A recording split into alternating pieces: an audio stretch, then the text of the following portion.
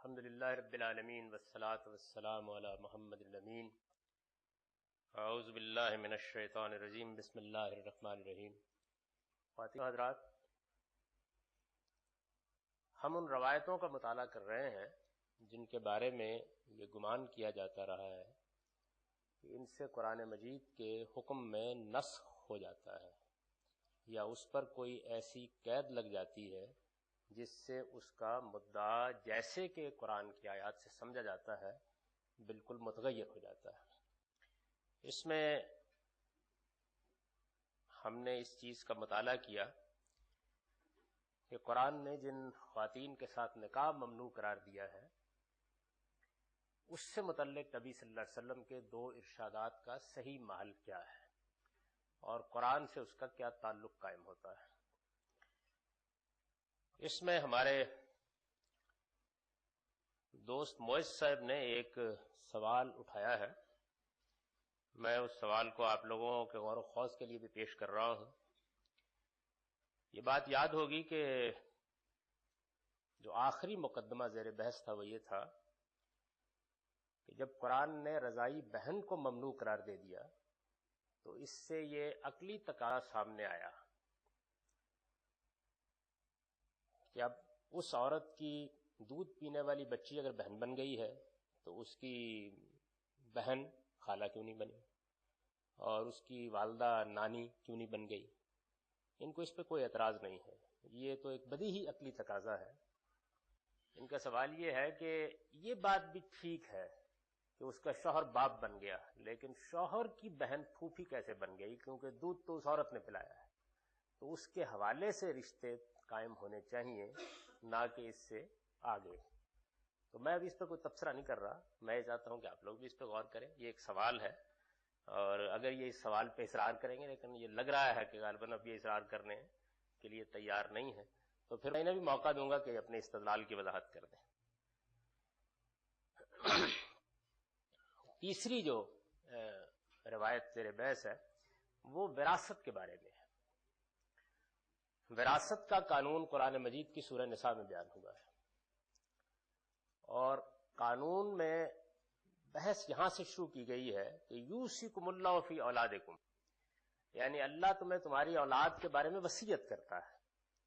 اس کے بعد اولاد کے حصے بیان کیے گئے ہیں، والدین کے حصے بیان کیے گئے ہیں، بہن بھائیوں کے حصوں کی طرف بعض اشارات کیے گئے ہیں، اور اسی طرح سے باقی اعزاء اقربا کے بارے میں قرآن مجید نے اپنا نقطہ نظر بیان کیا ہے. اب اس سے متعلق بھی ایک بحث پیدا ہوتی ہے.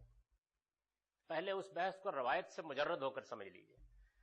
وہ بحث یہ پیدا ہوتی ہے کہ ایک شخص کا بیٹا آخری درجے میں نافرمان ہے، روز باپ کو 2 جوتیاں لگا دیتا ہے، اس کے ساتھ کسی نوعیت کا کوئی انسانی رویہ بھی اختیار کرنے کے لیے تیار نہیں. دنیا میں یہ معاملات پیش آتے ہیں. تو اب اس شخص نے ظاہر ہے کہ اگر دینے کا معاملہ ہوتا تو وہ پورا اختیار رکھتا تھا کہ اپنی زندگی میں کسی کو دے دیتا، لیکن یہ نہ دینے کا معاملہ بھی کیا وہ کر سکتا ہے؟ یعنی قرآن تو یہ کہہ رہا ہے کہ اولاد کے بارے میں یہ اللہ کی وصیت ہے. اچھا، اولاد ہے، بیٹا جب تک بیٹا ہے تو بظاہر یہ آیت تو یہی کہتی ہے کہ وہ نافرمان ہے، اس نے گستاخی کر دی ہے، اس نے باپ کے حقوق تلف کر دیے ہیں، اس نے انتہائی غلط رویہ اختیار کر لیا ہے، وہ انسانیت سے گر گیا ہے، تب بھی اس کو حصہ ملنا چاہیے. آیت کے الفاظ، لیکن کیا علم و عقل بھی اسی کا تقاضا کرتے ہیں؟ یعنی کیا ایسا ہونا چاہیے؟ اس طرح کے کسی بچے کو کیا محروم نہیں کیا جا سکتا؟ یعنی ظاہر ہے یہ ایک سوال ہے جو اس معاملے میں پیدا ہوتا ہے. قرآن مجید نے اس میں ایک بڑا دلچسپ طریقہ اختیار کیا، اور قرآن مجید کے اس طرح کے موقعوں پر ایسے ہی غیر معمولی معاملات ہوتے ہیں. اس نے کیا یہ ہے کہ آپ جیسے ان آیات کو نکالیے، دیکھیے یہ سورہ نساء 4 نمبر سورہ ہے، اس کی 11 نمبر آیت ہے. بڑی لمبی آیت ہے، پوری کی پوری آیت میں یہی مضمون بیان ہوا ہے. قرآن مجید نے بات تو ٹھیک وہیں سے شروع کی، یعنی ارشاد فرمایا کہ یوصیکم اللہ فی اولادکم، اللہ تمہاری اولاد کے بارے میں تم کو وصیت کرتا ہے، للذکر مثل حظ الانثیین، ان میں سے لڑکے کا حصہ 2 لڑکیوں کے برابر ہونا چاہیے. فَإِن كُنَّ نِسَاءً فَوْقَ اثْنَتَيْنِ فَلَهُنَّ ثُلُثُ مَا تَرَكَ. پھر اگر وہ صرف لڑکیاں ہی ہوں اور 2 سے زیادہ ہوں تو انہیں 2/3 ملے گا. وَإِن كَانَتْ وَاحِدَةٌ فَلَهَا النِّصْفُ. اور اگر ایک ہی لڑکی ہو تو اسے آدھا ملے گا. وَلِأَبَوَيْهِ لِكُلِّ واحد منهم السُّدُسُ مما ترک ان كان له ولد. اور اگر مرنے والے کی اولاد ہے تو اس کے والدین میں سے ہر ایک کو ترکے کا 6واں حصہ دیا جائے گا. فَإِن لَمْ يَكُن لَهُ وَلَدٌ وَوَرِثَهُ أَبَوَاهُ فَلِأُمِّهِ الثُّلُثُ. اور اگر اس کی اولاد نہیں ہے اور ماں باپ ہی وارث ہیں تو ماں کا حصہ 1/3 ہوگا. فَإِن كَانَ لَهُ إِخْوَةٌ فَلِأُمِّهِ السُّدُسُ مِن بَعْدِ وَصِيَّةٍ يُوصِي بِهَا أَوْ دَيْنٍ. اور اگر اس کے بہن بھائی ہیں تو ماں کا وہی 1/6 ہوگا اس وصیت کے بعد جو مرنے والا کرتا ہے یا اس پر اگر کوئی قرض ہے تو اسے ادا کر دینے کے بعد. ابھی یہ بیان ختم نہیں ہوا، یعنی ابھی اس کے بعد پھر ازواج کے حصے بیان ہوئے ہیں. وَلَكُمْ نِصْفُ مَا تَرَكَ أَزْوَاجُكُمْ. لیکن قرآن مجید نے بات کو درمیان میں روک دیا اور روک کر یہ فرمایا کہ یہ ہم نے قانون دیا کیوں ہے. یعنی عام طریقے کے مطابق پھر اس کی حکمت واضح کی کہ ہم نے کیوں دیا یہ قانون. تو سلسلہ بیان کو روک کر یہ کہا کہ آباؤکم و ابناؤکم لا تدرون ایہم اقرب لکم نفعا.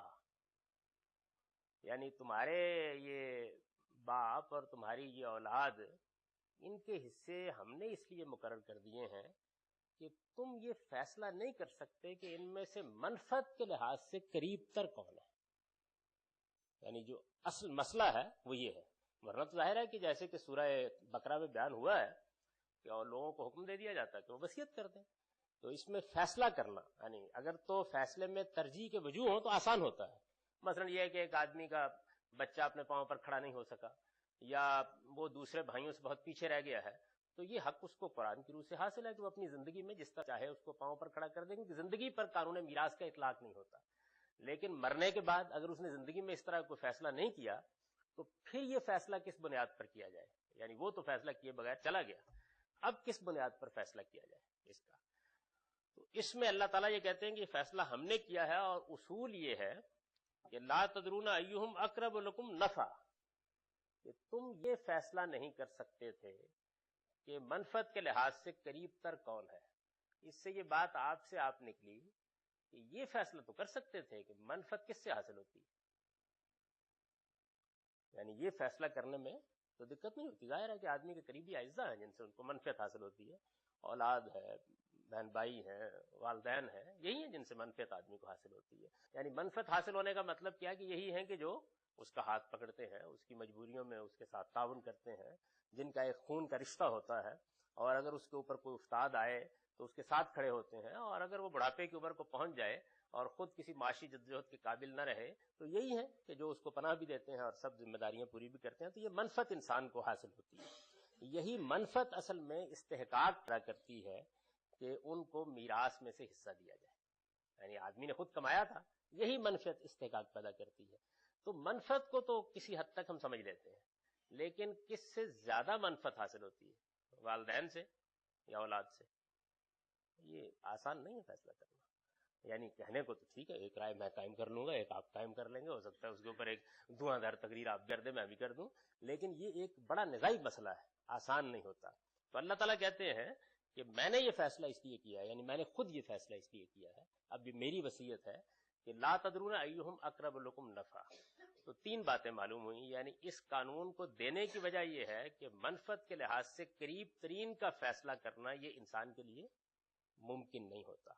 یعنی وجہ ترجیح تھی تو زندگی میں اس پر عمل کر لیتے، لیکن اگر کوئی وجہ ترجیح نہیں ہے تو پھر اس کے بعد کس کو زیادہ اور کس کو کم دیا جائے.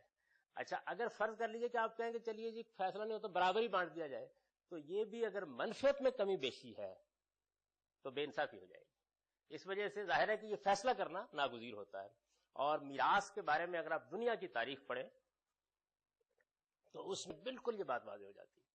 یعنی دنیا نے جب یہ چاہا کہ یہ فیصلہ وہ خود کر لے تو خون خرابے کی ایک پوری کی پوری ہسٹری ہے. یعنی اولاد اب کیسے وصول کرے گی؟ اچھا، اولاد میں بچیاں عام طور پر جو معاشرت رہی ہے انسانوں کی، اس میں کسی برتر جگہ پر نہیں ہوتی، دوسرے گھر میں جا چکی ہوتی ہیں، کیا ان کو بھی دیا جائے گا؟ چنانچہ اکثر و بیشتر معاشروں نے عورت کو بالکل ہی محروم کر دیا. اچھا پھر اس کے بعد اگلا مرحلہ یہ پیش آیا کہ اگر یہ دے دیا جاتا ہے تو جائیداد بڑھ جائے گی، چنانچہ اولاد اکبر کو دینے کا قاعدہ لوگوں نے بنا لیا. یعنی ایک پوری تاریخ ہے اس کو اگر آپ پڑھیں تو دنیا کے جو مختلف تمدن رہے ہیں، جیسے رومیوں کے ہاں یا ایرانیوں کے ہاں جو بڑے بڑے تمدن ہیں، تو بڑی پیچیدہ صورتحال اس میں پیدا ہوتی رہی ہے. تو قرآن مجید نے یہ فرمایا کہ یہ فیصلہ اقرب و نفن کی بنیاد پر کیا جائے. تو میں نے عرض کیا کہ پہلی بات تو یہ معلوم ہو گئی. دوسری بات یہ معلوم ہوئی کہ قرب منفعت ایسی چیز ہے جس کا فیصلہ ہم خود کر لیتے ہیں کسی حد تک. اور تیسری بات یہ معلوم ہوئی کہ دینے کی وجہ منفعت ہے. یعنی یہ بات اس سے معلوم ہو گئی کہ دینے کی وجہ منفعت ہے. منفعت منقطع ہو گئی تو عقل کہتی ہے کہ محروم کیا جا سکتا ہے. یعنی یہ ایک الگ بحث ہے کہ اس کا فیصلہ پھر کون کرے. مرنے والا کر دے، کر سکتا ہے، یا پھر یہ ہے کہ بعد میں کس کو دیا جائے. یہ فقہ کی بحث ہے، میں اس کو اس وقت چھیڑ نہیں رہا. لیکن بہرحال یہ معلوم ہو گیا کہ جو اصل علت ہے وہ یہ ہے. چنانچہ یہ معلوم ہوا کہ اگر کسی موقع کے اوپر منفعت منقطع ہو جاتی ہے، یعنی یہ طے ہو جاتا ہے، آخری درجے میں معلوم ہو جاتا ہے کہ منفعت منقطع ہو گئی ہے، تو پھر جانے والا محروم کر سکتا ہے. یعنی ایک گستاخ نافرمان بیٹے کو جس نے حقوق پامال کیے ہیں، آخری درجے میں زیادتیاں کی ہیں اور باپ کے پیچھے چھری لے کے بھاگتا رہا ہے، اس کی مثالیں موجود ہیں دنیا میں، تو پھر وہ اس کو محروم کر سکتا ہے. یعنی میں اس وقت یہ نہیں کہہ رہا کر سکتا یا نہیں کر سکتا، میں یہ کہتا ہوں کہ اگر کوئی صورت ایسی پیدا ہو جائے تو قرآن کے الفاظ سے یہ بات نکلتی ہے. یعنی قرآن مجید جو بات کہہ رہا ہے وہ یہ ہے کہ منفعت کا قرب ہے جس کی بنیاد پر یہ دیا جائے گا. آپ کہہ سکتے ہیں کہ اس صورت میں منفعت منقطع نہیں ہوئی، کوئی دوسرا کہہ سکتا ہو گئی ہے. لیکن یہ معلوم ہو گیا کہ قرب منفعت کا معاملہ اگر بالکل واضح ہو جاتا ہے کہ وہ ختم ہو گئی ہے، کوئی وجہ اس کی باقی نہیں رہی. یعنی اب اگر یہ آدمی بڑھاپا میں کی زندگی میں جاتا ہے تو کوئی امکان نہیں ہے کہ اس بیچارے کو یہاں سے کچھ حاصل ہو سکے، اٹھا کے باہر پھینکا جائے گا. اگر یہ بات بالکل واضح ہوتی ہے.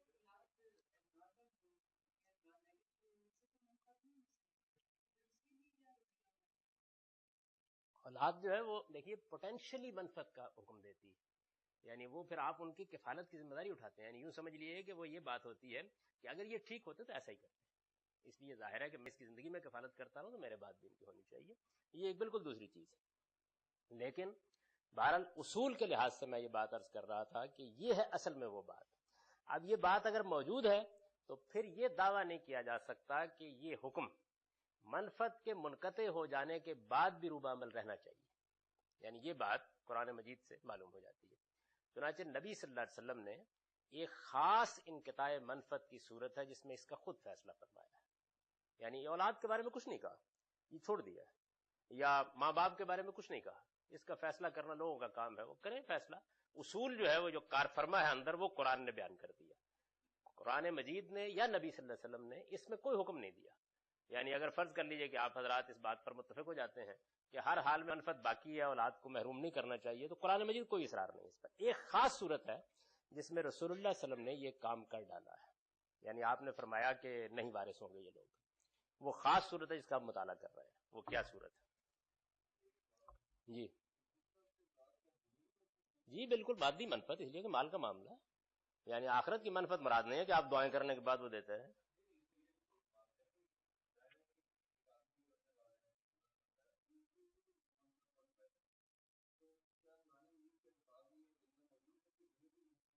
نہیں، قرآن یہ کہہ رہا ہے کہ تمہارے لیے جو رشتے منفعت کا باعث بنتے ہیں ان کے لحاظ سے ان کو میراث ملنی چاہیے. یعنی والدین کی اولاد نے خدمت جو کرنی ہے وہ تو کرنی ہے. والدین منفعت کا باعث بنتے ہیں، اولاد والدین کے لیے منفعت کا باعث بنتی ہے. یہ معاملہ دنیا میں ہوتا ہے. یعنی اس کا تعلق آخرت سے نہیں ہے. دنیا کے اندر تمہاری منفعت کا جو قرب پیدا ہوتا ہے، آخرت میں تو ظاہر ہے کہ کوئی کسی کو کچھ نہیں پہنچا سکے گا. یعنی آخرت کے اندر بھی اصل میں دنیا کا کوئی عمل ہے جو کام آ جائے گا تو آ جائے گا. آخرت میں کسی نے آپ کی منفعت کے لیے کچھ نہیں کرنا. آخرت کے معاملے تو یہ ہے کہ نہ کسی سے کوئی شفاعت قبول ہونی ہے، نہ کسی سے کوئی فدیہ قبول ہونا ہے، نہ کسی نے جہنم میں دیکھ کر اپنی خدمات پیش کرنی ہے کہ جی میں وضو کرانے کے لیے حاضر ہو رہا ہوں. یعنی وہاں اس میں کوئی چیز بھی نہیں ہونی. تو یہ دنیا بھی منفعت ہے، بالکل واضح کرینہ ہے اس کا. خیر میں یہ عرض کر رہا تھا کہ جو اصول ہے وہ یہ ہے. تو اس اصول کو سامنے رکھ کر اب ہم کل کیا فیصلے کریں، یہ فقہ کا معاملہ ہے. یعنی کیونکہ اس میں نہ قرآن نے کوئی بات کہی ہے، نہ کوئی بات کسی حدیث میں بیان ہوئی ہے، اس وجہ سے یہ تو مسئلہ آپ لوگوں پر ہے. یعنی جیسے وہ مویز صاحب جس رشتے کی بات کر رہے ہیں اس کو بھی ظاہر عقلی اقتضا ہے، تو آپ بتا سکتے ہیں اس معاملے میں. ایسے ہی اس معاملے میں کوئی فیصلہ کر لیجئے کہ محروم کرنا ہے نہیں کرنا، واقعی منفعت منقطع. لیکن ایک صورت ایسی ہے جس کو رسول اللہ صلی اللہ علیہ وسلم زیر بحث لے آئے ہیں، اس کو دیکھیے کہ وہ کیسے زیر بحث لے آئے ہیں. تو 3 نمبر ہے یہ، یعنی 41 صفحے پر سورہ نساء کی آیات 11-12 میں تقسیم وراثت کا حکم بیان ہوا ہے. اس میں اللہ تعالیٰ نے جہاں مختلف وارثوں کے حصے بیان فرمائے ہیں، وہاں یہ بات بھی نہایت لطیف طریقے سے واضح کر دی ہے کہ وراثت کا حق جس بنیاد پر قائم ہوتا ہے وہ قرابت نافعہ ہے. یعنی یہ بات بھی درمیان میں سلسلہ کلام کو روک کر واضح کر دی ہے. ارشاد فرمایا ہے آباؤکم و ابناؤکم لا تدرون ایہم اقرب لکم نفع فریضۃ من اللہ ان اللہ کان علیما حکیما. تم نہیں جانتے کہ تمہارے والدین اور تمہاری اولاد میں سے کون بلحاظ منفعت تم سے قریب تر ہے، یہ اللہ کا ٹھہرایا ہوا فریضہ ہے. یعنی اس کا نتیجہ ہے یہ، کیونکہ تم یہ فیصلہ نہیں کر سکتے تھے تو اب اللہ نے یہ خود تمہارے لیے لازم کر دیا. کیوں؟ بے شک اللہ علیم و حکیم ہے، یعنی وہی ہر چیز کا علم رکھتا ہے اور وہی دنیا میں انسانوں کے مسالے اور ان کی حکمتوں کو سمجھتا ہے. یہ قرآن مجید کا بیان ہے. والدین، اولاد، بھائی بہن، میاں بیوی اور دوسرے اقربا کے تعلق میں یہ منفعت بالطبع موجود ہے. بالطبع موجود ہے یعنی پوٹینشلی موجود ہے. بھائی کسی خاص صورت پر اطلاق کرنا ہے یا یہ کہنا ہے کہ یہ نہیں حاصل ہو رہی تو یہ لوگوں کا کام ہے، وہ فیصلہ کریں، لیکن بالطبع موجود ہے. یعنی عام طور پر اللہ تعالیٰ نے جو دنیا بنائی ہے اس میں انسان ایسے ہی ایک دوسرے سے منفعت اٹھاتے ہیں. یعنی یہ منفعت اولاد سے والدین کو پہنچتی ہے، والدین سے اولاد کو پہنچتی ہے. دنیا میں ایسے ہی لوگ ایک دوسرے کے کام آتے ہیں اور یہ بالکل واضح رشتے ہیں. یعنی والدین اولاد ہیں، بھائی بہن ہیں، میاں بیوی ہے، تو یہ وہ رشتے ہیں. اسی طرح کچھ دوسرے اقربا بھی ہیں، یعنی درجہ بدرجہ. یہ منفعت بالطبع موجود ہے، یعنی پوٹینشلی موجود ہے، اور عام حالات میں یہ اسی بنا پر بغیر کسی تردد کے وارث ٹھہرائے جاتے ہیں. یعنی عام حالات میں کوئی تردد نہیں ہوتا. قرآن کہتا ہے کہ ان کو دو، تو ہمیں کوئی خاص تردد نہیں ہوتا، ہم یہ کہتے ہیں ٹھیک ہے یہ ملنا ہی چاہیے ان کو. لیکن ان میں سے کوئی اگر اپنے مورث کے لیے یعنی مرنے والے کے لیے منفعت کے بجائے سراسر اذیت بن جائے تو حکم کی یہ علت تقاضا کرتی ہے کہ اسے وراثت سے محروم کرا دیا جائے. یعنی اگر منفعت ختم ہو گئی ہے تو حکم چونکہ مبنی ہی اس علت پر ہے، یہ بتا دیا گیا ہے کہ اس علت پر مبنی ہے. تو جیسے میں نے وہ مثال دی تھی تخصیص بالعقل کی، کہ جب ایک آدمی راستے میں حادثے کا شکار ہو گیا تو اصل میں یہ اس حکم کی پیدائشی کے وقت اس کے اندر مضمر تھا کہ اس پر اس کا اطلاق نہیں ہوتا. چونکہ عموم میں یہ بالطبع موجود ہے تو ہر بچے کو وارث بننا چاہیے قاعدے کے مطابق. ماں باپ کو وارث بننا چاہیے، میاں کا وارث بیوی کو اور بیوی کا وارث میاں کو ہونا چاہیے عام طریقے کے مطابق. لیکن اگر کوئی اس سے مسئلہ پیدا ہو جاتا ہے، یہ استثناء اگر غور کیجئے تو کہیں باہر سے آ کر اس حکم میں داخل نہیں ہوا، اس کی ابتدا ہی سے اس کے ساتھ لگا ہوا ہے. یعنی اگر یہ آیت نہ بھی ہوتی تو تب بھی یہ چیز موجود تھی. یہ تو اللہ تعالیٰ نے خود اشارہ کر دیا، اس جانب بتا دیا. اگر ایسا نہ ہوتا تو تب بھی آخر کیوں کسی کا مال دوسرے تک پہنچے، اس کی کوئی وجہ ہونی چاہیے، منفعت ہی اس کی وجہ ہے. یہ استثناء اگر غور کیجئے تو کہیں باہر سے آ کر اس حکم میں داخل نہیں ہوا، اس کی ابتدا ہی سے اس کے ساتھ لگا ہوا ہے. لہذا قرآن کا کوئی عالم اگر اسے بیان کرتا ہے تو یہ ہرگز کوئی تغیر و تبدل نہیں ہے، بلکہ ٹھیک اس مدعا کی تعبیر ہے جو قرآن کے الفاظ میں مضمر ہے. یعنی قرآن کے الفاظ ہی میں یہ چیز مضمر ہے کہ منفعت کی بنیاد پر یہ حقوق قائم ہونے چاہیے. یہ چیز واضح ہے، اور اس کو اگر کوئی عالم بیان کرتا ہے تو وہ اصل میں بالکل ایسے ہی ایک بات کو بیان کرتا ہے جس کو ہمارے فقہا عقلی اقتضا کہتے ہیں یا تخصیص بالعقل سے تعبیر کرتے ہیں. ایسے ہی بیان کرتا ہے جس کی میں نے آپ کو مثال دی تھی. یعنی وہ چیزیں کہ جو بالکل واضح ہوتا ہے کہ بھئی اس حکم سے متعلق نہیں تھی، بلکہ ٹھیک اس مدعا کی تعبیر ہے جو قرآن کے الفاظ میں مضمر ہے. اچھا، اب نبی صلی اللہ علیہ وسلم نے کیا کیا؟ نبی صلی اللہ علیہ وسلم نے اسی کے پیش نظر، یعنی چونکہ یہ چیز قرآن کے الفاظ میں مضمر ہے، چونکہ اس کی جانب اللہ تعالیٰ نے ایک واضح اشارہ بھی کر دیا ہے، تو نبی صلی اللہ علیہ وسلم نے اسی کے پیش نظر جزیرہ نمائے عرب کے مشرکین اور یہود و نصارہ کے بارے میں فرمایا، لا یرث المسلم الکافر ولا الکافر المسلم، نہ مسلمان ان میں سے کسی کافر کے وارث ہوں گے اور نہ یہ کافر کسی مسلمان.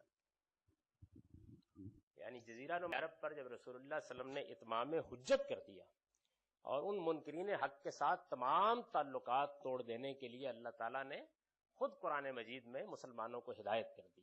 یہ بتا دیا کہ اب یہ خدا کے عذاب کی زد میں ہیں.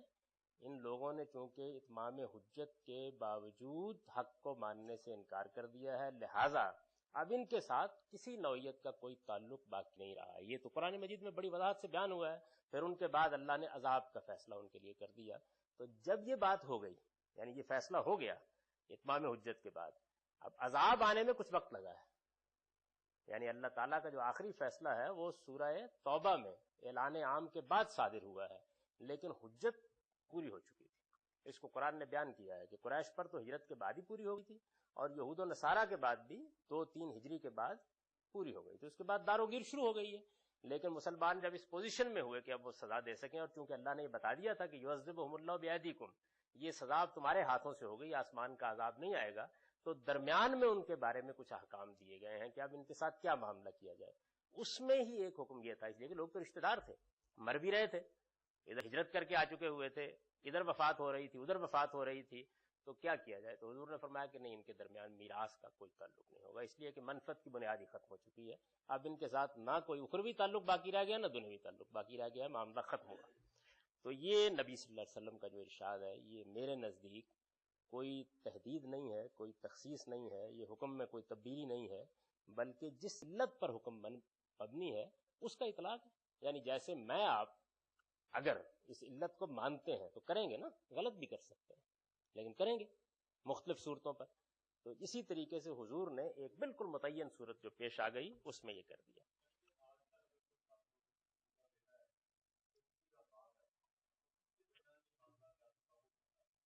یہ آپ فیصلہ کرنا. یعنی میں نے عرض کر دیا نا کہ اصول یہ ہے کہ منفعت کا انقطاع ہو گیا ہے اگر آخری درجے میں، تو قرآن کا حکم عقلاً متعلق نہیں ہوتا، قرآن کی اپنی صراحت کے مطابق بھی متعلق نہیں ہوتا. دیکھیے بات یہ دونوں شکلیں ہو سکتی ہیں. اگر تو کسی موقع کے اوپر کوئی اجتماعی نظم نہیں بنایا گیا تو فرد کرے گا، اور اگر کسی موقع پر کوئی قانون سازی اجتماعی سطح پر دی جاتی ہے تو وہ نافذ ہو جائے گی. تو یعنی اتمام حجت کے بعد جب یہ منکرین حق، یعنی اتمام حجت کے بعد جب یہ منکرین حق خدا اور مسلمانوں کے کھلے دشمن بن کر سامنے آ گئے ہیں، تو اس کے لازمی نتیجے کے طور پر قرابت کی منفعت بھی ان کے اور مسلمانوں کے درمیان ہمیشہ کے لیے ختم ہو گئی. چنانچہ یہ اب آپس میں ایک دوسرے کے وارث نہیں ہو سکتے. یہ میں نے اس روایت کی تشریح کر دی ہے. اس میں الکافر اور المسلم پر الف لام ہے، اور یہ عہد کا الف لام ہے عربیت کے قاعدے کے مطابق. یعنی اس میں کافر بھی وہ ہیں جو اس وقت زیر بحث ہیں، اور مسلمان بھی وہ ہیں جو اس وقت زیر بحث ہیں. اور ان کے ہاں منفعت قرابت کے ختم ہونے کو قرآن نے اتنا واضح کر دیا ہے کہ اس میں کوئی دو رائے نہیں ہو سکتی. جگہ جگہ اس کو بیان کریں، بلکہ وہی آیتیں ہیں جن کو لوگ پڑھتے ہیں اور پڑھ کر یہ کہتے ہیں دنیا بھر کے سب یہود و نصارہ دشمن ہیں، ان کے خلاف اعلان جنگ کر دو. وہی آیتیں ہیں. تو یہ حدیث میرے نزدیک اصل میں اس قانون اتمام حجت کی ایک فرع ہے. یعنی جس وقت نبی صلی اللہ علیہ وسلم کے ذریعے سے اللہ کی حجت پوری ہو گئی، ان کے بارے میں آخری فیصلہ ہو گیا، تو ایک 3-4 سال کا عرصہ ہے جس میں بہت سے احکام پھر دیے گئے. یعنی کچھ رشتے منقطع کیے گئے، کچھ تعلقات منقطع کیے گئے. بلکہ آپ دیکھیں وہ سورہ ممتنہ میں یعنی ان کی جو عورتیں تھیں ان کے ساتھ نکاح بھی اسی طرح ختم ہو گئے بغیر طلاق کے. قرآن مجید نے یہ بیان کر دیا.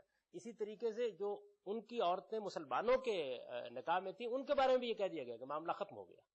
تو اس طرح کے بہت سے رشتے جب ختم کیے گئے ہیں تو اسی میں یہ چیز بھی ختم کر دی گئی ہے. اب اس زمانے کے کافروں کے بارے میں کیا کرنا ہے، یا اس زمانے میں کوئی کافر ہوتا بھی ہے یا نہیں ہوتا، اس زمانے کے غیر مسلموں کے بارے میں کیا کرنا ہے، یہ فیصلہ فقہ کا فیصلہ ہے. یعنی مجھے تو صرف یہاں یہ بتانا ہے کہ اگر کوئی روایت ہے تو اس کو مدعا کیا ہے. یعنی میں اس فرق کو اور اس تعلق کو واضح کر رہا ہوں.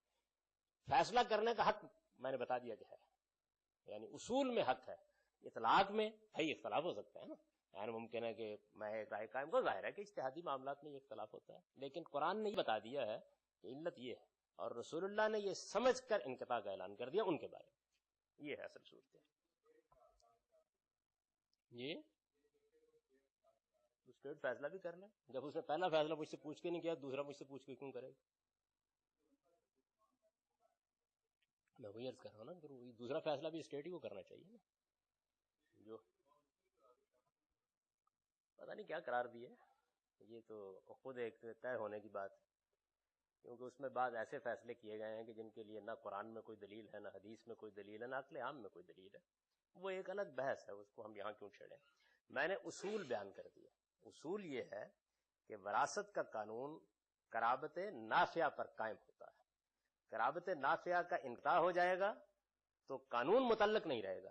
قرابت نافعہ کا انقطاع کب ہوا ہے اس کا فیصلہ ایک اجتہادی امر ہے. ایک معاملہ بالکل واضح ہو گیا تھا رسول اللہ صلی اللہ علیہ وسلم کے زمانے میں، اس پر آپ نے اطلاق کر دیا اور وہ یہ روایت. اچھا جناب آگے چلیے.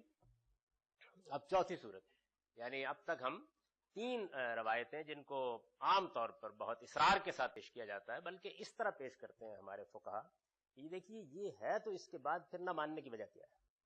یعنی یہ روایتیں جب موجود ہیں تو پھر تو تغیر و تبدل ہوا ہے، پھر نسخ ہوا ہے. میں نے اس پر ایک مفصل تقریر کر کے آپ کو بتایا تھا کہ ان کا موقف کیا ہے. یعنی وہ یہ نہیں کہتے کہ اصول میں کہیں قرآن میں لکھا ہوا ہے کہ ایسا ہونا چاہیے، وہ یہ کہتے ہیں قد وقع، یہ ہوا ہے، اور یہ اس کی ایسی ان کے نزدیک بدیہی مثالیں ہیں کہ جس کے بعد سے آدمی کو دوسری رائے نہیں قائم کرنی چاہیے. سورہ مائدہ 5 کی آیات 33-34 میں اللہ تعالیٰ نے فساد فی الارض کے مجرموں کی یہ سزا بیان کی ہے کہ انہیں بدطریق طریقے سے قتل بھی کیا جا سکتا ہے، سولی بھی دی جا سکتی ہے، ان کے ہاتھ پاؤں بے ترتیب کاٹے بھی جا سکتے ہیں، اور انہیں جلاوطن بھی کیا جا سکتا ہے. یہ بھی کیا جا سکتا ہے یہ مختلف جگہوں پر لکھا گیا. اس کی وجہ یہ ہے کہ سزاؤں کے بیان میں وہاں حرف او آیا ہے. یعنی یوں نہیں ہے کہ یہ چاروں سزائیں دے دو، یہ کہا گیا ہے کہ یہ عدالت کی ثوابدید پر ہے، چاہے یہ سزا دے دے یا یہ سزا دے دے یا یہ سزا دے دے. تو اس میں 4 سزائیں بیان ہوئی ہیں. سورہ مائدہ کی یہ 33-34 آیت ہے.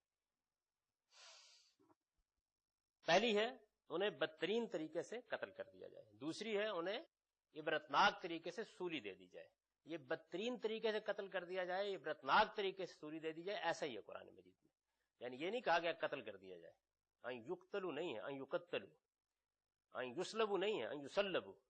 اور یہ عربیت کے اداشناس جانتے ہیں کہ اس میں جب ایک ہی باب کے اندر تبدیلی آتی ہے تو اس میں مبالغہ غیر معمولی طور پر پیدا ہو جاتا ہے. تو اس کو قرآن نے بیان کیا. اچھا اب یہ جو حکم دیا گیا ہے نبی صلی اللہ علیہ وسلم میں، ظاہر بات ہے کہ اس کا اطلاق کرنا ہے نا، ایک قاضی کی حیثیت سے حضور صلی اللہ علیہ وسلم اپنے زمانے میں مجرموں پر اس کا اطلاق کریں گے. قرآن میں ایک حکم بیان ہوا ہے. قرآن مجید میں ریاست کو بعض مجرموں کے لیے کچھ سزائیں دینے کا اختیار دیا گیا ہے، اور یہ بتایا گیا ہے کہ یہ وہ مجرم ہیں جو فساد فی الارض مجرم ہیں. قرآن مجید کے الفاظ یہ ہیں کہ انما جزاء الذین یحاربون اللہ ورسولہ ویسعون فی الارض فسادا. یعنی وہ لوگ کہ جو اللہ اور اللہ کے رسول نے اس وقت نظم قائم کر دیا ہے اس کو درہم برہم کرنے کے لیے اٹھ کھڑے ہوئے ہیں، اس کے خلاف بغاوت کا رویہ انہوں نے اختیار کر لیا ہے اور زمین میں ایک فساد پیدا کر دینے کی سی صورت پیدا کر دیا. نیوسنس کے مجرم قانون کو، ضابطے کو، نظم کو قبول کرنے کے لیے تیار نہیں ہے.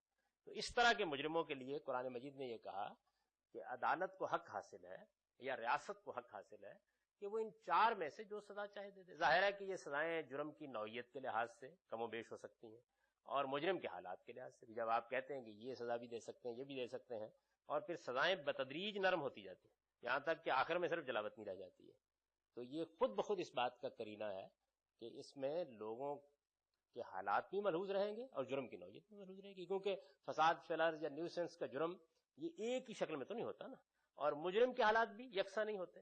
تو قرآن مجید نے اس میں بڑی عمدہ قانون سازی کر دیا. یعنی یہ بتا دیا کہ 4 سزائیں ہیں، یہ بتا دیا کہ ان میں ایک خاص طریقے سے حالات کی رعایت کا اصول یا جرم کی نوعیت کا اصول ملحوظ رکھا گیا ہے، اور پھر آخر میں یہ بھی بتا دیا کہ اگر مجرم نیوسنس چھوڑ دیں، خود قانون کے سامنے سرنڈر کر دیں، تو پھر اس کے بعد یہ سزائیں نہ دی جائیں. یعنی اس کے بعد پھر عام جو جرم انہوں نے کیا ہے اس کی سزا دے دی جائے. تو ایک پورا قانون ہے جو بیان کر دیا گیا ہے. اس قانون پر اس وقت مجھے گفتگو نہیں کرنی ہے، یعنی وہ قانون کیا ہے وہ ہم حدود تعزیرات کا جب باب آئے گا تو اس میں تفصیل سے اس کو پڑھیں گے.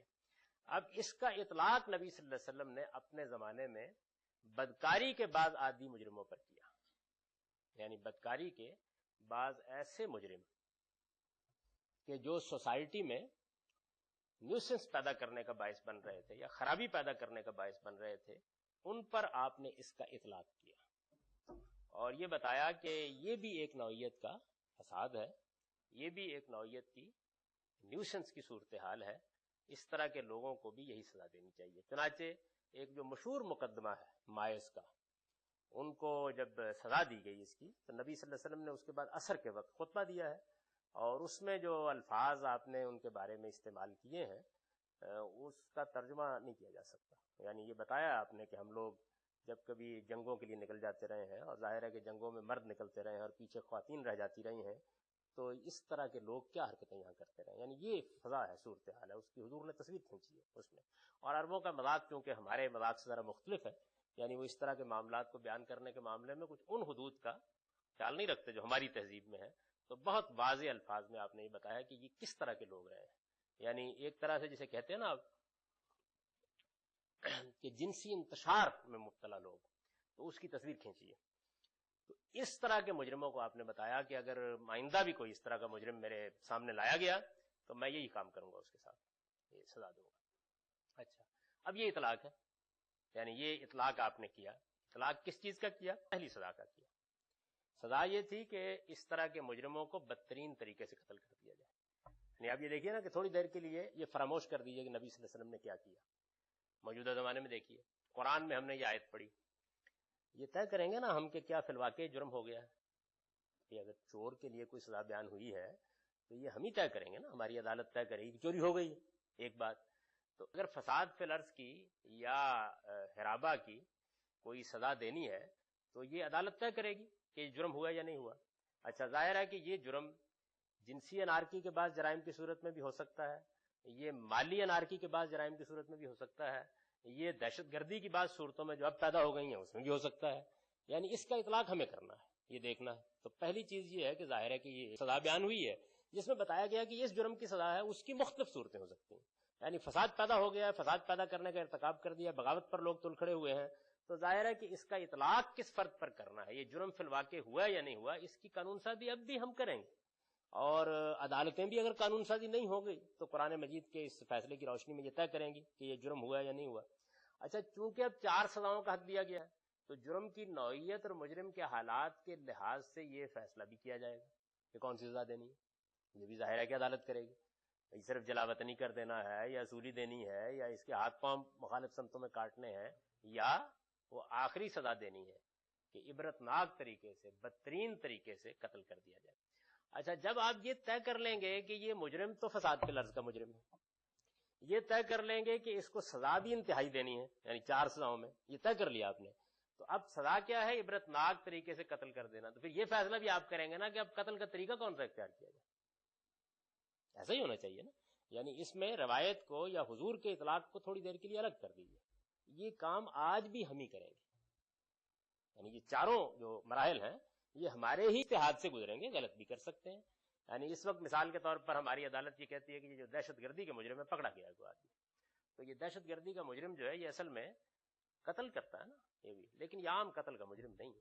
یا بچے، معصوم بچوں کو تاوان کے لیے اغوا کر لیا، یہ وبا پھیلی ہوئی ہے، مجرم پکڑے گئے ہیں، کوئی گینگ تھا بڑا قابو میں آ گیا ہے، تو عدالت فیصلہ کرتی ہے یا ریاست قانون سازی کرتی ہے کہ یہ جرم جو ہے یہ فساد فی الارض کا جرم ہے. اچھا، یہ طے ہو گیا.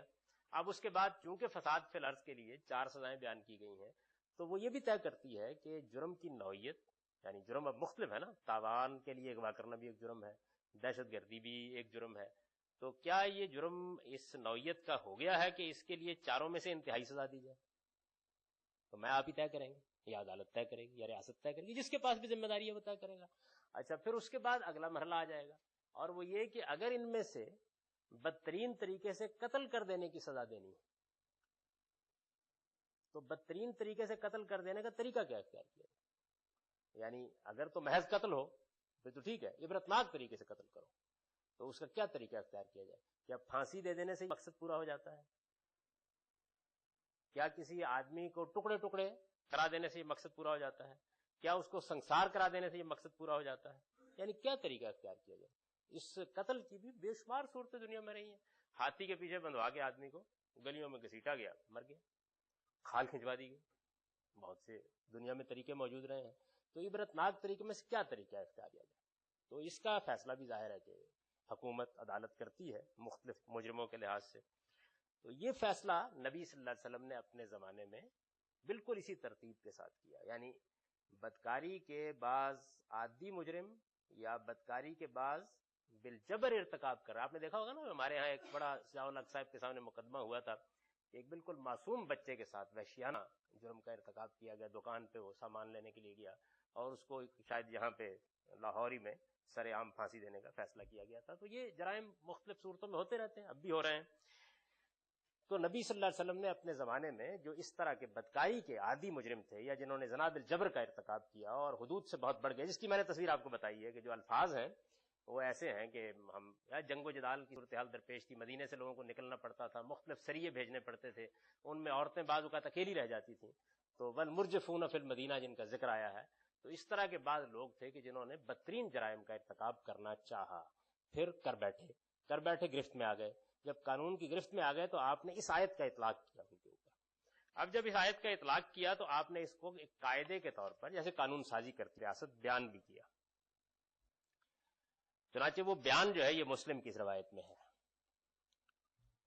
بیان یہ تھا کہ خذوا انی کا جعل اللہ لہن سبیلا البکر بالبکر جلد 100 والنفی السنہ والسیب بالسیب جلد 100 والرجم.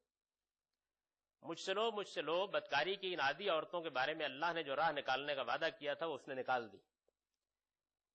اس طرح کے مجرم اگر کوارے یا الڑ ہوں تو ان کی سزا 100 کوڑے اور جلاوطنی ہے, اور رنڈوے یا شادی شدہ ہوں تو 100 کوڑے اور سنگساری ہے. یعنی بعض بدکاری کے جو مجرم وہاں موجود تھے سوسائٹی میں, تو حضور نے یہ بتایا کہ ان کا جرم کمپاؤنڈ ہے. یعنی ایک تو انہوں نے بدکاری کا ارتکاب کیا ہے اور دوسرے اوباش ہیں. اچھا, اب بدکاری کا ارتکاب کیا اور اوباش ہیں, تو آپ قانون کے اس پہلو کو ملحوظ رکھیے کہ جب ایک شخص سے 3, 4, 5 جرائم ہو جاتے ہیں, تو آپ نے دیکھا ہوگا نا ہمارے ہاں جب ہوگا یہ اس نے جرم کیا دفعہ 302 کا بھی, 318 کا بھی, 319 کا بھی, 300 کہتے ہیں نا, عدالت اسی طرح اس کو بیان کرتی ہے. پھر آپ لوگوں میں جو قانون سے واقف ہیں انہیں معلوم ہوگا کہ یہ ساری چیزیں جو ہے پھر وہ, یعنی اس نے اغوا کا جرم کیا تو اغوا کی سزا یہ ہے. آپ کو یاد ہوگا نواز شریف صاحب کا مقدمہ زیر بحث تھا, تو اس میں 2 دفعات آخر میں رہ گئی تھی. تو ان دونوں دفعات میں یہ بحث پھر بہت دیر تک ہوتی رہی کس کا اطلاق کرنا ہے. تو آخر میں عدالت نے فیصلہ کیا کہ دونوں میں سے ایک کا اطلاق, یعنی ہائی جیکنگ کے بارے میں جو دفعہ ہے اس کا اطلاق کر دیا گیا, لیکن یہ کہ لوگوں کو ہراس کرنے اور اس طرح کی جو دفعہ تھی اس کو انہوں نے ضمنی قرار دیا. پھر اس میں دوسری عدالت نے دوسرا فیصلہ دیا, یعنی وہ ایک لمبی بحث ہے. تو جب قانون اطلاق کیا جاتا ہے تو ساری دفعات لگا دی جاتی ہے. یعنی جرم جو ہے وہ اگر کمپاؤنڈ ہے, اس میں ایک مثلا ایک آدمی نے چوری بھی کی ہے, اس نے ڈاکہ بھی ڈال دیا, اس نے بعد میں گھر والے اٹھ گئے تو مار بھی دیا. تو اب اس میں کیا ہوا, چوری بھی ہو گئی ہے, جب وہ اٹھ گئے ہیں تو وہ بھاگا نہیں, ڈاکے کی کیفیت بھی ہو گئی ہے, اور اس کے بعد جب اس نے قتل کر دیا ہے تو قتل کا ارتکاب بھی ہو گیا ہے. تو اگر یہ تینوں جرائم ہو جاتے ہیں تو پھر عدالت یا ریاست کیا کرے گی, وہ یہ کرے گی کہ اس نے چوری کی ہے, گھر میں گھسا ہے, تو چوری کی 300 مثلا 4 دفعہ ہے. اس کے بعد اس نے جب گھر والے اٹھ گئے, یعنی داخل تو ہوا تھا نقب لگا کے, گھر والے اٹھ گئے تو بھاگا نہیں, بلکہ اس کے بعد اس نے بندوق نکالی, تان لی ان کے اوپر. تو اب گویا جبرن چھیننے کی صورت بھی پیدا ہو گئی ہے. تو ڈاکے کی دفعہ مثال کے طور پر 322 وہ بھی لگا دی ہے. اب اس کے بعد کیا ہوا کہ ذرا سی جب مزاحمت ہوئی تو قتل بھی کر دیا اس نے آگے بڑھ کے, تو قتل کے جرم کی جو دفعہ تھی 302 وہ بھی لگا دی گئی. تو اب یہ تینوں کی تینوں دفعات لگا دی جائیں گی. جب یہ لگا دی جائیں گی تو اب اگلا مرحلہ پیدا ہوگا. وہ مرحلہ یہ پیدا ہوگا کہ اب عدالت نے ان تینوں دفعات کا مجرم اس کو قرار دے دیا. مجرم قرار دینے کے بعد سزا دینی ہے. تو سزا کی اخلاقیات یہ ہے کہ اگر ان سزاؤں میں کوئی سزا موت بھی ہے, یعنی مثلا آپ دیکھیے کہ چوری کی سزا تھی 5 سال قید, ڈاکے کی سزا تھی 10 سال قید, تو اس صورت میں تو یہ ہوگا کہ 5 اور 10 سال دونوں سزائیں نافذ ہو جائیں گی. 5 پہلے کاٹ لے گا, باقی 5 بعد میں کاٹ لے گا. لیکن اگر قتل بھی اس کے ساتھ شامل ہے تو پھر اس کے بعد عام طور پر باقی سزاؤں کو جمع نہیں کیا جاتا. یعنی قانونی اخلاقیات میں یہ چیز بعض جگہوں میں ملحوظ رکھی جاتی ہے, بعض میں نہیں ملحوظ رکھی جاتی. یعنی اب مارنا ہے تو بس ختم کیجئے, قصہ ختم ہو گیا. تو یہ ہوتا ہے. تو اطلاق جب کیا جاتا ہے اس کا, تو اگر موت کی سزا ہو تو ضروری نہیں کہ باقی سزائیں دی جائیں. جی طارق صاحب, سوال اپنا دہرا لیجئے گا ذرا, بس صرف ہاتھ اٹھا لیا کریں سوال سے پہلے. جی اس میں یہ بیان ہوا ہے کہ البکر بالبکر, جی جی کنوارا کنوارے سے اگر یہ معاملہ ہو تو پھر, اور شادی شدہ سے, یہ آپ نے ترجمہ کیا کہ کنوارے یا الڑ, اس کی کیا وجہ ہے؟ عربی ہے یہ. اس پر آگے حدیث کی بحث میں ہی مثال دے کے میں نے بتایا ہے کہ عربی زبان بھی اتنی مشکل ہے حدیث کی جتنی قرآن کی ہے. یہ قرآن مجید میں عربی زبان کا ایک خاص اسلوب ہے. اس میں یہاں میں خواتین کی موجودگی میں اس کا ترجمہ جو ہونا چاہیے وہ کر نہیں سکتا. تو یہ تھوڑا سا زیر بحث آ جائے گا، وہاں اس کا اشارہ کروں گا میں۔ اچھا، آپ کا منشا یہ تھا کہ یہ عورتیں چونکہ محض زنا ہی کی مجرم نہیں ہیں بلکہ اس کے ساتھ آوارہ منشی اور جنسی بے روی کو اپنا معمول بنانے کی وجہ سے فساد فی الارض کی مجرم بھی ہیں، اس لیے ان میں سے جو اپنے حالات کے لحاظ سے رعایت کی مستحق ہے، یعنی اب حالات زیر بحث آئیں گے، انہیں زنا کے جرم میں سورہ نور کی آیت 2 کے تحت 100 کوڑے اور معاشرے کو ان کے شر و فساد سے بچانے کے لیے ان کی اوباشی کی پاداش میں مائدہ کی آیت 33 کے تحت نفی یعنی جلاوطنی کی سزا دی جائے۔ یہ دیکھیے دونوں باتیں اوپر بیان ہوئی ہیں۔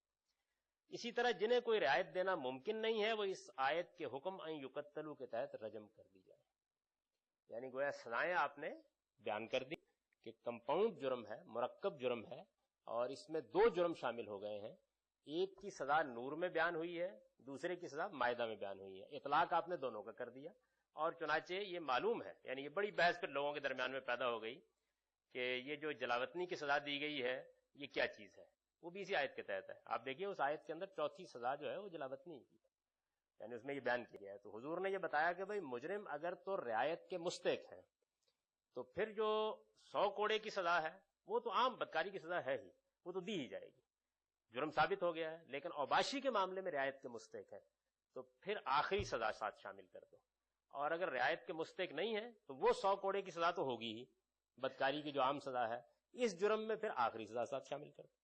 یعنی تقتیل کی صورت کیا ہے؟ رجم۔ رجم کچھ نہیں ہے مگر یہ کہ عبرتناک طریقے سے قتل کرنے کی 10-50 صورتوں میں سے ایک صورت ہے، جو اس زمانے میں عربوں کے ہاں رائج تھی، اس سے پہلے بھی قبائلی معاشروں میں رائج رہی ہے۔ آج کے زمانے میں آپ محسوس کریں کہ یہ سزا جو ہے ہمارے تمدن کے لحاظ سے موضوع غور دے دیجیے، یعنی اس میں اصل میں سزا کی نوعیت زیر بحث نہیں ہے، اصل چیز یہ ہے کہ عبرتناک طریقے سے مجرم کو وہاں پہنچانا ہے کہ جس کے بعد لوگوں کو کان ہو جائیں کہ ان کو اس طرح کے جرائم کا ارتکاب نہیں کرنا چاہیے۔ تو یہ نبی صلی اللہ علیہ وسلم نے کیا۔ اب یہ دیکھیے میں نے اس روایت کو جس زاویے سے دیکھا ہے اس سے یعنی کوئی مسئلہ پیدا نہیں ہوتا۔ ایک بدکاری کی سزا سورہ نور میں بیان ہوئی ہے 100 کوڑے، ایک فساد فی الارض کی سزا بیان ہوئی ہے سورہ مائدہ میں، وہاں 4 سزائیں بیان ہوئی ہیں۔ یعنی میں اس روایت کو ایسے دیکھتا ہوں کہ رسالت مآب صلی اللہ علیہ وسلم نے اپنے زمانے میں اس طرح کے مرکب جرم کا ارتکاب کرنے والے لوگوں کے بارے میں یہ قاعدہ بیان فرما دیا، یعنی یہ اطلاقی قاعدہ ہے، یہ بھی کوئی قانون سازی نہیں ہے، یعنی جو اس وقت صورتحال درپیش تھی اس میں آپ نے فرمایا کہ اس طرح کے مجرم سامنے آئے تو یہ سزا دے دی جائے، اس طرح کے مجرم سامنے آئے تو یہ سزا دے، یہ کام ہم بھی کریں گے، یعنی ہم بھی ان دونوں آیتوں کو سامنے رکھ کے قانون سازی کریں گے۔ تو آج کے زمانے میں بھی یہ قانون بنائے جائیں گے کہ اس میں اگر قتل شامل ہو گیا ہے تو پھر یہ سزا دے دی جائے، اگر مجرم بوڑھا ہے تو یہ سزا دے دی جائے، اگر اس کے بارے میں یہ خیال ہوتا ہے کہ نوجوان لڑکا تھا محلے کے لڑکوں میں بیٹھ کر کسی کے ہتھے چڑھ گیا لیکن ابھی اصلاح کی گنجائش ہے تو یہ، یعنی اس میں بے شمار گویا صورتیں ہو سکتی ہیں۔ تو حضور صلی اللہ علیہ وسلم نے اپنے زمانے کی جو صورتحال اس وقت درپیش تھی اس میں بعض مجرموں کے بارے میں، اور وہ مجرم بھی سورہ نساء میں زیر بحث ہیں، اللاتی یاتین الفاحشۃ من نسائکم میں وہ مجرم بھی زیر بحث ہیں جن سے مسئلہ پیش آ گیا تھا، تو ان میں حضور نے اس کا اطلاق فرمایا۔ اطلاق کا اصول کیا ہے؟ یعنی جرم اگر مختلف صورتوں میں ہوا ہے تو جو جو دفعات لگ سکتی ہیں وہ لگا دی گئی۔ اچھا، اب وہ لگا دینے کے بعد جرم کی رعایت کے لحاظ سے چونکہ اس سزا میں اللہ تعالیٰ نے خود اختیار دیا ہے کہ مجرم کا لحاظ کر لیا جائے، تو آپ نے وہ بھی بیان کر دیا۔ ہمارے ہاں اس مسئلے کو لوگوں نے کیسے دیکھا ہے، یعنی میں نے یہاں ترتیب الٹ دی، پہلے آپ کو بتا دیا کہ صورتحال کیا ہے، اس کے بعد یہ ہے کہ لوگوں نے اس مسئلے کو کیسے دیکھا، یعنی کیوں یہ مسئلہ پیدا ہوا، میں اس کو کیوں زیر بحث لایا ہوں یہاں کہ ان کے ہاں مسئلہ یہ کیسے پیدا ہوا۔ مسئلہ ان کے ہاں اس طرح پیدا ہوا کہ قرآن مجید میں بدکاری کا قانون بیان ہوا ہے، الزانیۃ والزانی فاجلدوا کل واحد منہما 100 جلدہ، کہ بدکار عورت ہو یا مرد ہو اس کو 100 کوڑے مارے جائیں گے۔ یہ سزا قرآن کی سورہ نور میں بیان ہوئی، بالکل پہلی آیت میں یہ سزا بیان کر دی گئی۔ اچھا، اب ہوا یہ کہ رسول اللہ صلی اللہ علیہ وسلم کے زمانے میں بعض مقدمات کی رودادیں نقل ہو گئی اور یہ روایت نقل ہو گئی۔ یہ روایت بھی ایک خاص موقع کے اوپر یعنی معاملہ درپیش ہے اور حضور نے یہ ارشاد فرمایا ہے، یہ روایت بھی ہے اور اس کے ساتھ کچھ مقدمات کی رودادیں ہیں۔ یہ روایت جو ہے اس نے جو مسئلہ ان کے لیے پیدا کیا پہلے وہ دیکھ لیجئے۔ پہلا مسئلہ اس نے یہ پیدا کیا کہ اس میں جیسے کہ انہوں نے ترجمہ کیا تھا، ترجمہ انہوں نے بھی یہ کیا کہ کنوارا اگر کنواری عورت کے ساتھ بدکاری کا ارتکاب کرتا ہے تو 100 کوڑے اور 1 سال کی جلاوطنی. یعنی ایک تو یہ کہ بظاہر الفاظ سے یہ معلوم ہوتا ہے، تو گویا یہ کیا چیز ہے؟ بھئی قرآن تو کہتا ہے زانیۃ والزانی، یعنی وہاں مجرم کی جو کیفیت ہے اس کو الگ الگ لیا گیا ہے. بدکار عورت ہے اس کی سزا بھی یہی ہے، بدکار مرد ہے اس کی سزا بھی یہی ہے. لیکن یہاں ایک شرط بظاہر لگتی ہے کہ اگر دونوں کنوارے ہیں، اچھا، اور اگر دونوں سیب ہیں. اب سیب کا لفظ جو ہے وہ عربی زبان میں رنڈوے کے لیے بھی استعمال ہوتا ہے اور اسی طریقے سے شادی شدہ کے لیے بھی استعمال ہوتا ہے. تو وہاں بھی یہی صورتحال تھی کہ ایک تو اس مسئلے کا کیا حل کیا جائے. یعنی قرآن مجید تو بظاہر ایک دوسری بات کہہ رہا ہے اور روایت ایک دوسری بات کہہ رہی ہے. اچھا، پھر اگلا مسئلہ یہ پیدا ہو گیا کہ چلیے مان لیا کہ یہ سزا دینی ہے تو سزا قرآن میں تو صرف 100 کوڑے بیان ہوئی ہے، لیکن یہاں کنوارے کے لیے بھی 1 سال کی جلاوطنی اضافہ ہو گیا ہے. تو یہ کیا چیز ہے؟ اور شادی شدہ کے لیے بھی رجم کا اضافہ ہو گیا، یہ کیا چیز ہے؟ اچھا، 100 کوڑے کا جو اضافہ ہوا ہے، پہلے تو یہ مسئلہ بن گیا کہ قرآن میں تو چونکہ 100 کوڑے کے ساتھ 1 سال کی جلاوطنی، تو احناف نے اس میں یہ طریقہ اختیار کیا کہ چونکہ 1 سال کی جلاوطنی، وہی پرانا اصول یاد رکھیے، 1 سال کی جلاوطنی کا معاملہ خبر واحد میں آیا ہے، اس لیے اس کو تو ہم قرآن کے نسخ کے لیے قبول نہیں کریں گے. انہوں نے یہ طریقہ اختیار کیا.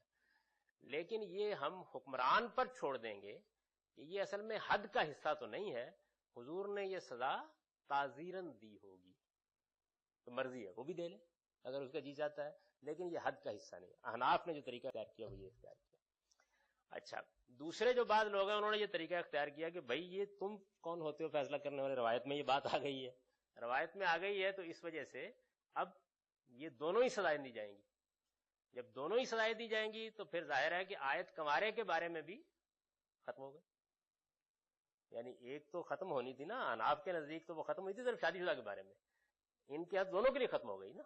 میں نے اس کے اوپر جو بحث ہے برہان میں، اس میں یہ تبصرہ کیا تھا کہ بھائی کنوارے کی سزا بھی یہ ہو گئی اور شادی شدہ کی بھی ہو گئی، تو آیت تو پھر اب اصال ثوابی کے لیے رہ گئی، یعنی کوئی اور کام اس کا باقی نہیں رہ گیا.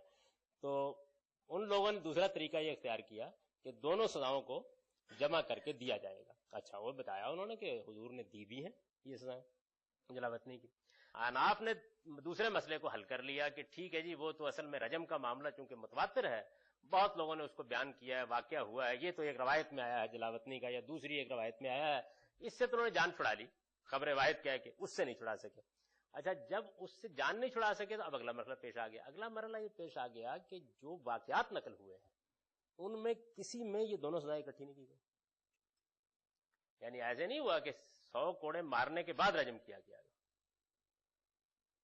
یہ معاملہ نہیں ہوا. مثلا ماعز کو نبی صلی اللہ علیہ وسلم نے رجم کرا دیا، بس یہ سزا دے دی.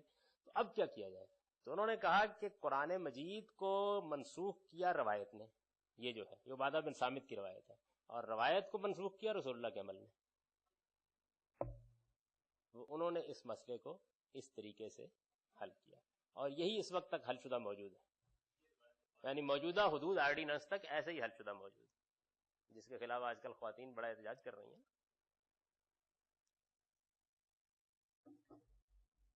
ظاہریہ جو ہے اور اہل حدیث کے بعض جو گروہ ہیں ان کے ہاں معاملہ نسبتاً سادہ ہو گیا. وقت ان کے ہاں معاملہ نسبت سادہ ہے. وہ یہ کہتے ہیں ٹھیک ہے جی، قرآن مجید کا مطلب یہی ہے، تو لہذا قرآن مجید کی آیت بھی ان کے ہاں موجود ہے، اور اس روایت کو پورا کا پورا لے لیتے ہیں کہ 100 کوڑے ماریں گے، جلاوطن بھی کریں گے، 100 کوڑے ماریں گے، اس کے بعد اس کو رجم بھی کریں گے. تو وہ یہ کہتے ہیں کہ ممکن ہے. یعنی وہ کس طرح حل کرتے ہیں پھر ان واقعات کو؟ وہ یہ کہتے ہیں کہ واقعہ بیان کرنے والا رپورٹ کر رہا ہے نا واقعے کو، تو عدم ذکر عدم وجود کو مستلزم نہیں ہوتا. یعنی اگر کسی چیز کا ذکر نہیں ہوا تو اس سے یہ لازم نہیں آتا کہ وہ ہوا بھی ہے، نہیں ہوگا، ہوا ہوگا. تو اصل میں مسئلہ کیا ہوا؟ ایک قرآن تھا، اس کے بعد ایک زبانی قولی روایت تھی. یہ تو قولی روایت ہے نا، یعنی اس میں ایک قانون بیان کیا جا رہا ہے، اور پھر اس کے بعد عمل تھا. تو تینوں کے درمیان مطابقت کیسے پیدا کی جائے؟ تو مطابقت لوگوں نے اس طریقے سے پیدا کی ہے. میں نے اپنا نقطہ نظر بتا دیا کہ اس میں اصل میں کچھ بھی نہیں ہوا. قرآن مجید میں آیتیں 2 تھیں، جب ایک سے متعلق کیا گیا تو مسئلہ پیدا ہو گیا. ایک مائدہ میں تھی، ایک سورہ نور میں تھی. دونوں میں کمپاؤنڈ جرم کا ارتکاب ہو رہا تھا. حضور نے اس کے بارے میں قانون بیان کیا، اور اس کے بعد اس قانون میں یہ بتا دیا کہ ایک دفعہ اس آیت کے تحت لگے گی، دوسری دفعہ اس آیت کے تحت لگے گی۔ اس دوسری آیت کے اندر جس طرح تقتیل اوپر بیان ہوا ہے اسی طرح جلاوطنی بھی بیان ہوئی ہے، یعنی دونوں باتیں قرآن مجید میں موجود ہیں۔ اور جب یہ بات دونوں باتیں بتا دیں تو اب جب سزا دینے کا وقت آیا تو اخلاقیات قانون کا تقاضا یہ تھا کہ موت کی سزا کے ساتھ کوڑے نہ مارے جائیں، نہیں مارے آپ نے، یعنی میرے نزدیک مسئلے کی نوعیت یہ ہے۔ تو اب اس کے بعد آپ لوگ آدھ گھنٹے کا وقفہ کریں۔